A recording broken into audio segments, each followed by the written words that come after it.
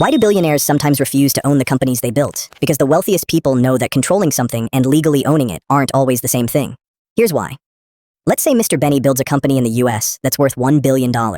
Most people would think the smartest move is for Mr. Benny to own every single share himself. Sounds simple, right? But Mr. Benny doesn't. Instead, he gradually places some of those shares into a trust. Now, here's where it gets interesting. A trust is a legal structure that can own assets for someone else's benefit. So, instead of Mr. Benny personally owning every share, the trust owns some of them. Mr. Benny and his family can still benefit from those shares, but they're no longer all held in Mr. Benny's personal name. Why would anyone do that? Because if Mr. Benny personally owns every share, those shares are directly tied to him. Now imagine someone sues Mr. Benny, or he goes through a costly divorce. The shares he personally owns could be at risk, but shares owned by a properly structured trust aren't held in Mr. Benny's personal name. That creates an extra layer of separation between Mr. Benny and those assets. And here's the crazy part. Mr. Benny and his family can still benefit from the trust, even though the trust is the legal owner.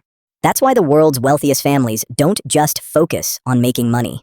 They focus on protecting it long before anything goes wrong. Because building a fortune can take a lifetime. But losing part of it can happen much faster if you never planned ahead. Follow Mr. Benny for Wealth Story.